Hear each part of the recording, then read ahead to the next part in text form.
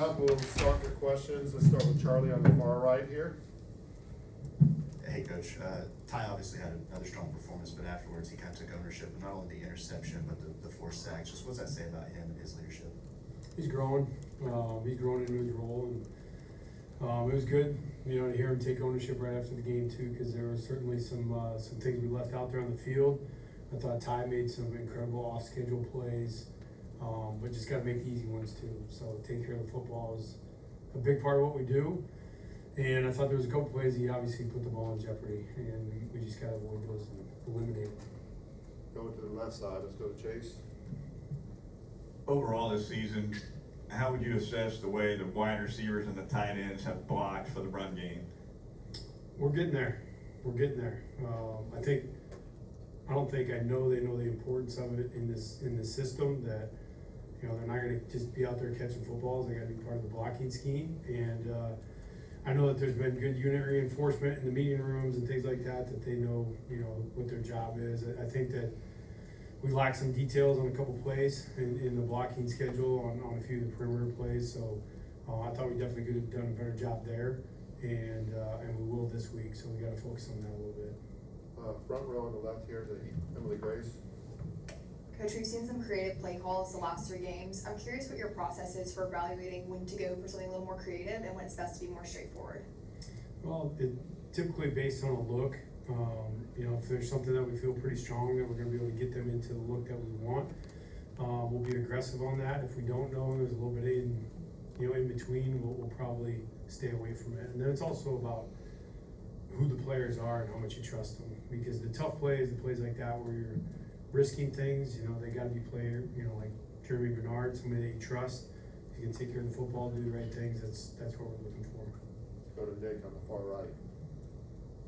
Yeah, Kirby Moore being a guy you worked with at Fresno, I realize you're not directly going against him, but how have you seen kind of him grow since your time together now that he's an OC? Well, I think Curb's one of the best coordinators in the country. I think he does a great job. When we were together, super bright mind, wasn't just pass oriented. I think he's grown a lot, obviously, in the run game. They do a fantastic job running the football. But yeah, Curb's awesome. I think he's just going to keep growing. And we were together, what was that, 2017? We started together as position coaches at Fresno, and he coached an elite group of receivers out there, and really prided himself on detailed execution of his guys. And so not surprised to see him have a lot of success. Going to the back left, let's go to Joe.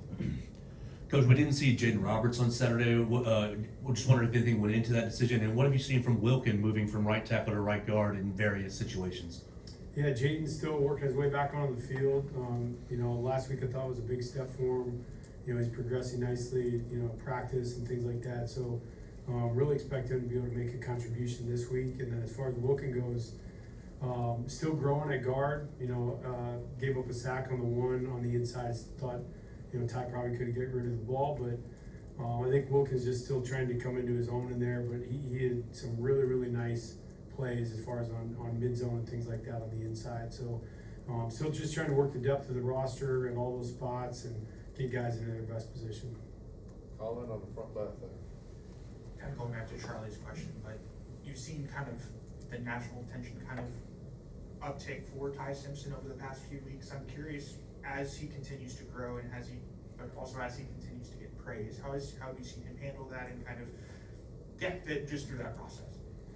Yeah, just quarterback in general should be deflect, take all the praise away and take all the blame. And I think Ty's doing a good job of that. And he's a humble guy. When you talk to him, and he understands all the improvement. Because I think what Ty sees, which is really encouraging, is that I don't even know what he 300 and some yards, whatever he threw for.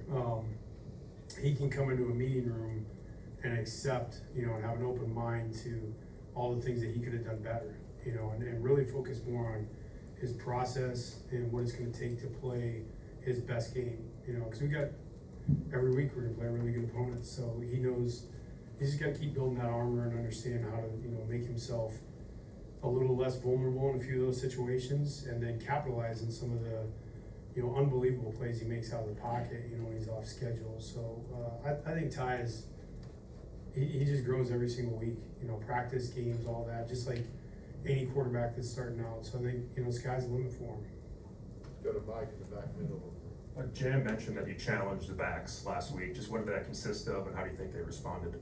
Well, I definitely think they respond. I think, you know, some of the things are, you know, missed tackles forced is something that we've, you know, been trying to address and try to get better at. You know, our job is to try to get the running backs on a defensive back one-on-one, and we had a couple missed tackles forced in the game.